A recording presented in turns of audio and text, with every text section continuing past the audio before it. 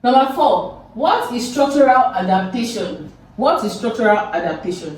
Now, when we're talking about structural adaptation, now this is when organisms, they possess special structures, special body structures in order for them to survive in their environment. So when you want to define it, you can define that as the possession of special body structures. Special body structures in order for an organism to adapt to their environment.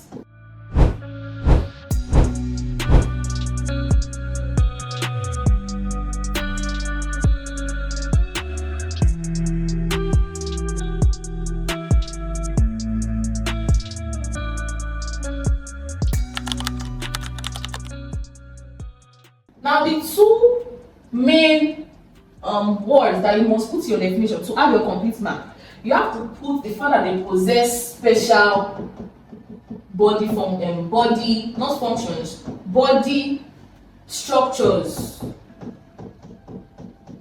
Assuming we had that we have different kind of adaptation. We have colored adaptation, we have structural, and we have physiological. Assuming we have physiological here, then we would have said that body functions. But because we have structural here, it's talking about what we can see, the way the body was made. It's talking about the morphological things that were there. So you have to put these body structures, and you have to put that we are doing this to survive. So when you add these two keywords in your definition, you have your complete mark. State 4 types of structural adaptations in animals. So you want to name some structural adaptation in animals. Now you can look at this. Is very, very easy. You don't need to cram. You can just pick an organism in your head and try to think that what structural. Every organism has a structural adaptation. The first one, let us pick a bird. Now a bird, we can see that they have long beaks, long beaks for looking for food.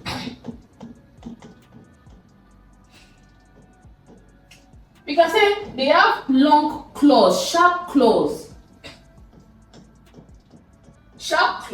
for catching or carrying their prey. What can we say again? We can say we have the streamlined body. Now, what is streamlining? Streamlining, just like your aeroplane. When you look at the aeroplane, if you look at the shape of the aeroplane, it looks something like this. Now, the reason why it looks something like this and it's not flat is because for air to reduce air resistance, to reduce the friction that it might encounter when it is flying through the air. So they had to make it like this, so that it will penetrate, so that this place is going to enter bit by bit, not that it just enter once. So for easy flow. So when you look at the bird, when a bird is flying, you see the beak like this. It will now look like something like this. Now this streamlined body is for to reduce air resistance. So you can also add it. They have a streamlined body to resist air resistance. Also, we can also say that they have hollow bones. Now, what is hollow bones? It means that if you carry a bird, they are very light. They are very light. They don't have weight. They don't weigh so much. Now, this is because they have hollow bones. Hollow bones mean that their bones have spaces inside them. It's hollow. They have spaces inside them. So we can now say that they have hollow bones. Why? For easy flights.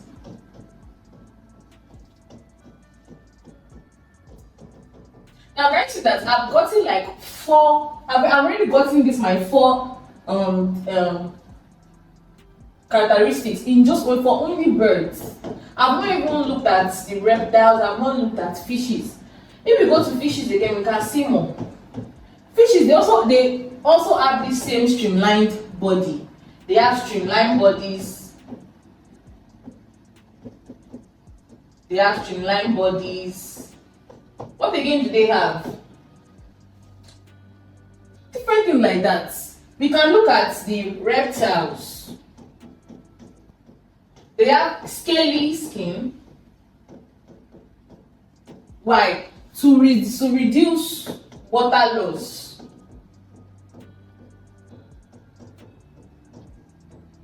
And so on and so forth. So this is how you should approach it when you see a question that has to do with structural adaptation in animals. And don't go and write, don't write color for structural adaptation. They are different. And don't also write physiological adaptations for structural adaptations. You must know how to differentiate them very well. Number 5, state 3 features of the small intestine that increase the rate of absorption of digested food.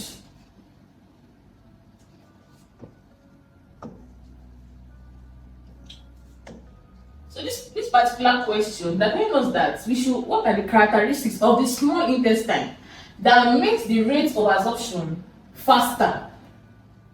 Now the first thing, don't forget that when you are talking about what are the characteristics of a surface that is used for absorption, we say that it must be moist, it must be thin-walled, it must have a rich blood supply. So those are the same understanding that will bring to this place. So we can say it has rich blood supply. We can say that it has a large surface area.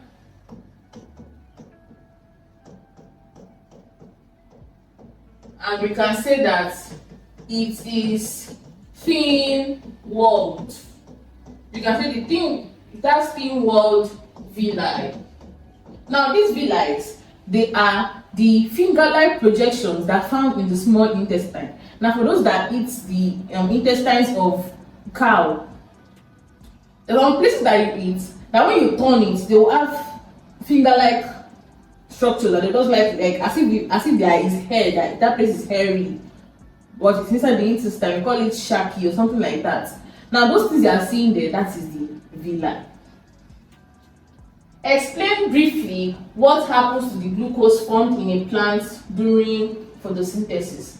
Now this question, we are being asked that after glucose, we know that at the end of photosynthesis, glucose is going to be formed, right? Okay. Then at the end of the day, what happens to that glucose? What are the things that glucose will do? Now the first thing that the glucose will do is for respiration. Don't forget that respiration is when energy is gotten from food. Now that is the first thing that will happen. Energy has to be gotten from that food that has taken place. So that is respiration. Another thing that will happen is that it will be stored. Just like in animals, when glucose has been gotten from the food, from the carbohydrate, it will be stored as glycogen. It will be stored as glycogen. But in plants, it will be stored as starch. Also, they use it for now we know that in plant cells, they have cellulose cell wall, unlike animal cells that have a cell membrane. But these plant cells, they have the cellulose cell wall. So it's used for the cellulose. That cellulose that you are seeing there is a carbohydrate. It's a polysaccharide. So it's used for the cellulose celled wall. Number 6, explain briefly the mode of feeding in each of the following organisms. We have the euglena and spirogyra. Now, for euglena, don't forget that euglena possesses both animal and plant characteristics. For example, euglena, they have the eye spots. Plants are not meant to have an eye spot. They have the chlorophyll. Now, plants are meant to have the chlorophyll. So this euglena, you don't place it as it being a plant or an animal, because they have both of the characteristics. That's why they are one of the special organisms that you can learn about in biology. Now, because of this, they can photosynthesize. They are autotrophs. Now, why are they autotrophs? Now, they are autotrophs because they have chloroplasts. And don't forget that what is inside chloroplast is the chlorophyll that is inside the chloroplast. And this chlorophyll, we said that if we want to even define photosynthesis, we say that it is the process whereby green plants, we mention green plants. Now, this chlorophyll inside this granule has made it to enter that green category, because the chlorophyll is a green pigment that traps sunlight during photosynthesis. So you can see that it goes through autotrophic nutrition. Another mode of feeding that it goes through is also an heterotroph. Now don't forget that. And why is this? Why is this? This is because don't forget that this one, they can only make their food when there is sunlight. When there is sunlight. But it's not every time. Sometimes they can be trapped somewhere that there won't be sun. And they have to feed. So then that's when they become heterotrophs. That's when they become heterotrophs. Now this is in absence of sunlight. Now when you are explaining this in your exam, make sure you emphasize that they can be autotrophs and heterotrophs, and make sure you emphasize again that they are only autotrophs when there is sunlight, and they are heterotrophs when there is the absence of sunlight. Now we have the spirogyra. Spirogyra are completely autotrophic. They are photosynthetic. So they feed by photosynthesis. They can produce their food on their own. Number 7, state 3 characteristics of an estuarine habitat. An estuarine habitat. First, we have to note that what is the meaning of estuarine habitat. Now we have 3 types of aquatic habitats. We have the marine, we have the estuarine, and we have the fresh water habitats. So this estuarine habitat is a type of aquatic habitat. Now let us see 3 characteristics. Now the first characteristic that we can see is the fact that it is the combination of, this is where the marine water and the fresh water, this is where they meet. Don't forget that marine water, this is salt water, this is our sea, the ocean, and whatever. But this our fresh water, this is where these are our ponds, our rivers, the ones that don't have salt in them. So where this marine water and fresh water will meet is called an estuarine, and we call that type of water brackish water. So they have brackish water. Now that means that they have the mixture of the marine and salt water. Also, they have high fluctuations in salt level.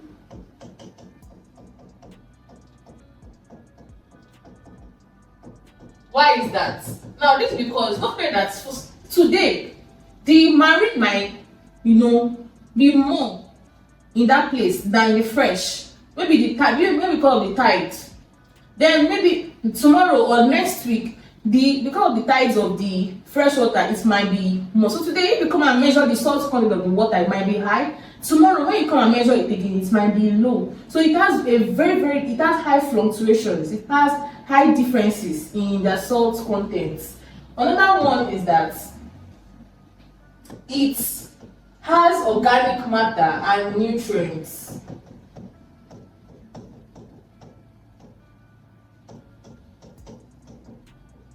Now this is because many plants can grow here. Now the plants that can grow here, the plants that are able to grow there. Some plants that need salt to be able to grow there. Some plants that don't need salt to grow there. And when they die, they are adding organic matter to that particular place. So you can see that they have high organic matter and nutrients. State 3 differences between an aquatic habitat and a terrestrial habitat.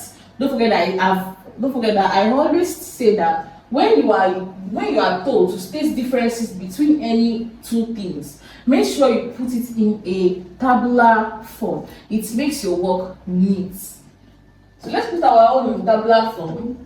Let's put aquatic here and we'll put terrestrial right here.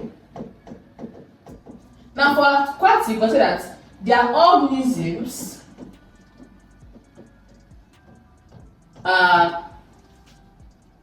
aquatic.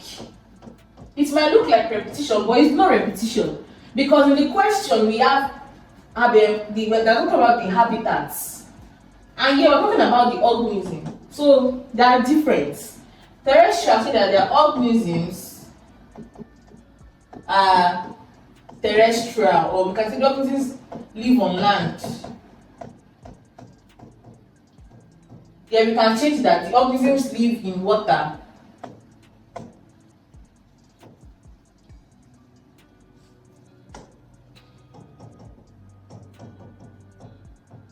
That's the first. Another thing that we can say that in aquatic, oxygen is dissolved in water.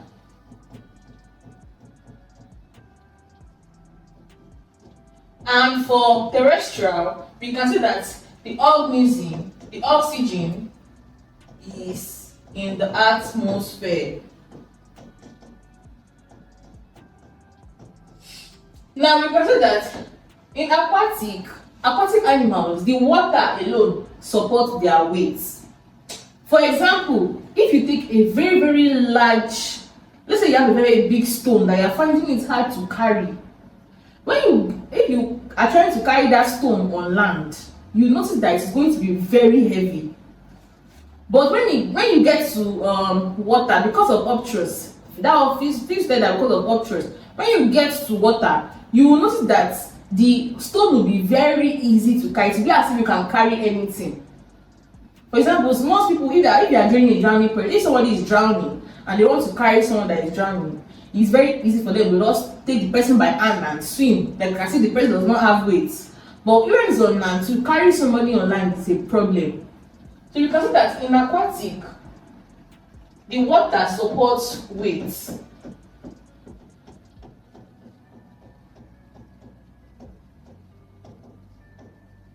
While in terrestrial, it needs special support.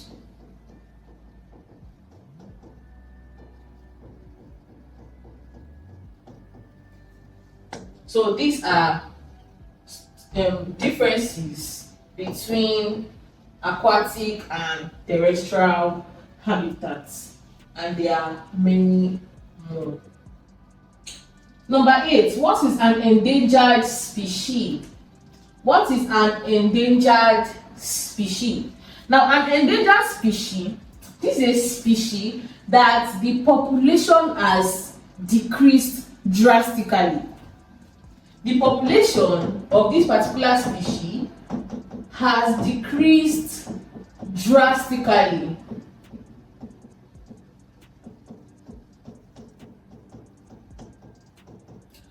With a risk of that particular organism going to extinction. That is how we define an endangered species. They are species that their population has decreased drastically with the risk of going into extinction. For example, we have the elephants, we have the tigers, we have the gorillas. They can tell you that in this particular state, we have only 20 tigers left. They can tell you that in this particular state, we have just 10 gorillas left. So they are endangered species. Now B, a child with blood group O was born to a mother of blood group A. 1. What is the blood group genotype of the child?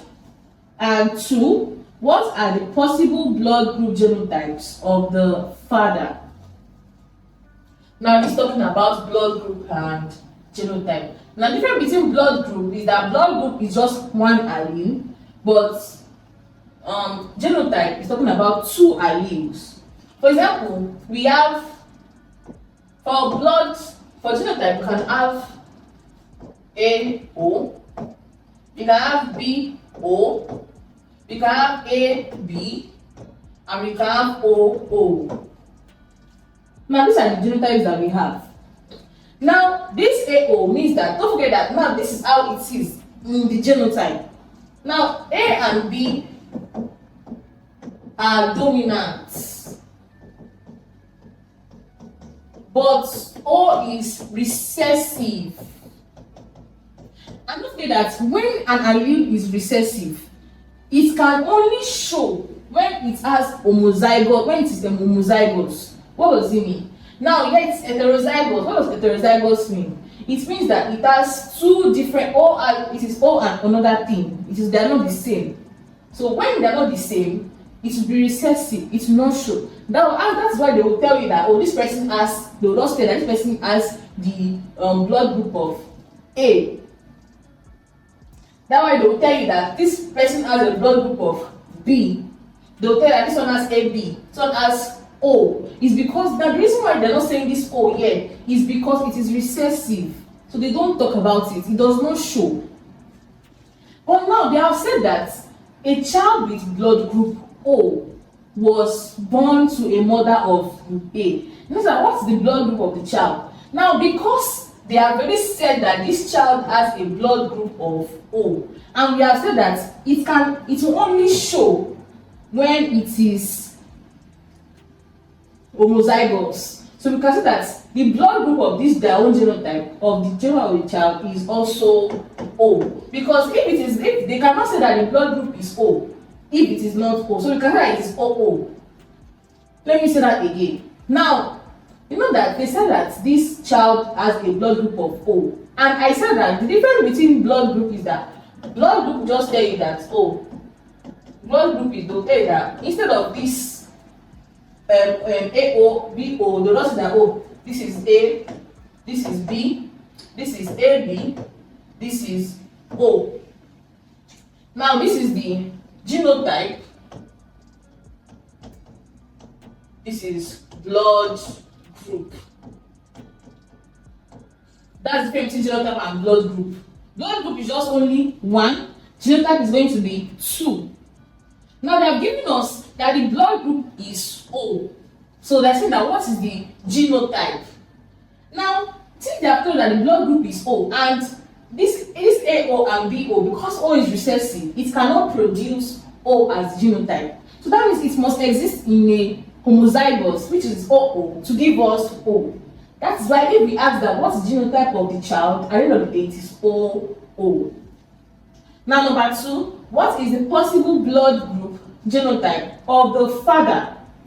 Now we know that this OO, the first O must have been gotten from the father.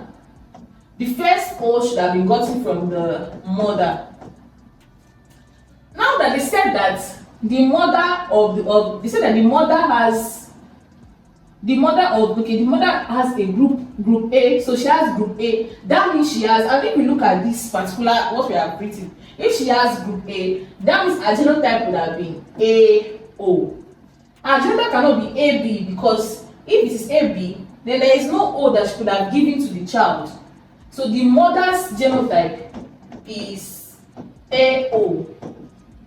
Now let's look at what are the possibility of the father's genotype. That means the father too should have been able to give O also. That means we can say that the father's genotype can be AO. Why? Because it can give O. Can be BO, because it can give O, or can be OO. So that is just it. So our answer here is AO, BO, or OO. Number 9, list 5 parts of the alimentary canal of an earthworm. We have the mouth, we have the pharynx, we have the esophagus, we have the crop, we have the anus. So this is the alimentary canal of the earthworm. State 6 ways by which water could be polluted by agriculture. What are some ways that agriculture can cause pollution of a particular water body? Now the first one we can say maybe pesticide. What is pesticide? These are these chemicals that we use to kill pests on the farmland. Now when these pesticides, they are chemicals, when they run off into the river, it can also cause these rivers to be polluted. The water can be polluted. So we can say runoff pesticides. Now we also have herbicides. This one are to kill weeds. We also have runoff herbicides. We have fertilizers. We can say runoff fertilizers. Also, we can see that we have animal dung. Animal dung. Now, this animal dung, this is the excreta of this. That's for someone that is running maybe a poultry or maybe has cows or cattle. Someone that is running cattle in their farm. Now, the way these animals dung can cause pollution in that particular water is because these dungs, they are very, very rich in nutrients. Because they are very, very rich in nutrients, when they enter this water body, it will lead to the growth of algae. And in biology, we call it something. We call it eutrophication. It will now lead to algae growth. Now, this algae growth now cause the oxygen level of that particular water to be very, very low. Other thing that can cause it that when, for example, if soil erosion. Now this soil erosion, when water, from the farm, when erosion happens, it can wash that particular farm soil into the particular water body, and it will make the soil there will be washed into the river. It will now make that river shallow. So that is a form of pollution. Another thing again is that it can cause, for example, most farmers that use generators, that use all these combustion engines in their farms, this fuel and oil can also cause pollution, because when this fuel and oil, when they it cannot mix with the water, and it will now be on top of the water. Oxygen will not be able to enter inside that water and dissolve, to cause the death and pollution of that particular water. So you can say oil and fuel from farm machines. These are 6 ways by which water can be polluted by agriculture. Now, number 10, what is metamorphosis? What is metamorphosis? Now we have state the type of metamorphosis exhibited by each of the following insects. Now, first, let us define metamorphosis. Now, metamorphosis, this is the change. It's the change in the shape. It's the change in the shape and structure. Change in shape and structure of organisms, especially insects, as they move from egg to adults. So that is the definition of metamorphosis. It's the change in the shape and structure of organisms as they move from the egg to the adults. Now we have 2 types of metamorphosis. We have the complete metamorphosis and we have the incomplete metamorphosis. Now this complete metamorphosis, now it is going to be these organisms, they will be from the egg stage, they will move to larva, then from larva they will move to pupa, and then pupa they will now move to adults. But for the incomplete, it will just be from egg to nymph. Now it can either be nymph,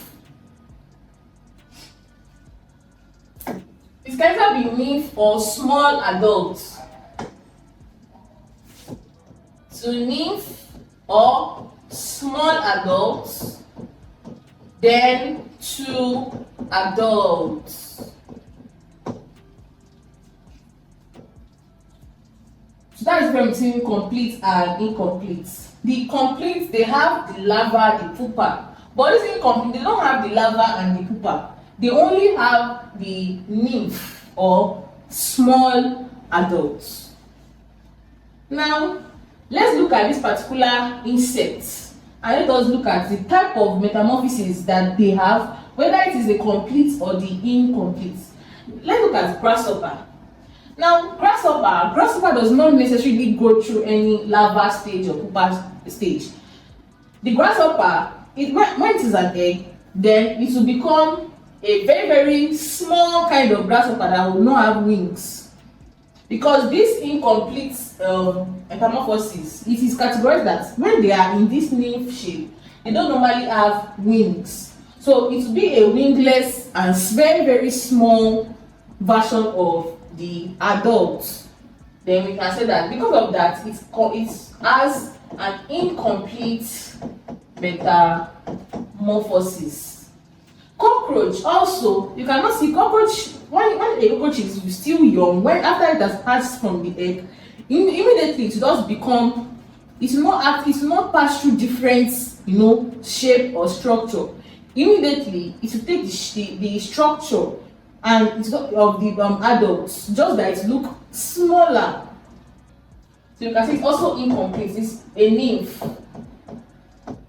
But when you look at these butterflies, you can see it will go to a caterpillar. It will go to a caterpillar. So you can see. So you can say that it is complete. Also, these mosquitoes, when they are first born, they will live inside the water first. We will call them the mosquito larvae. So they don't become like the adult stage immediately. It will go through the larva, it will go through the pupa stage before now developing to a full-blown mosquito. So it goes through the complete metamorphosis. Now we have the housefly. If you notice, this housefly, it is not from egg. It will not just become a small housefly. It will be turned to a maggot first. After maggot, the maggot is the larva stage. It will now also grow back to the pupa stage before it now becomes a complete adult housefly. So because of that, it goes through all these stages, then it is complete.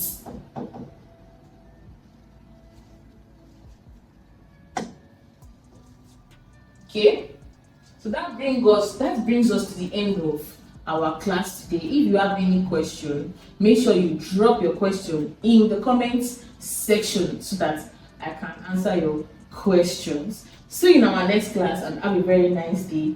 Don't forget to subscribe to our channel and ring the notification button. Have a very good day. Goodbye. Hi, I'm sure you enjoyed the video you just watched. To see more content as that, prepare you for your upcoming exam, make sure to smash the subscribe button and turn on notification. Also, remember that you can use the comment section to send us your questions or your inquiries, and we are happy to take them. I'll see you in the next video. Bye.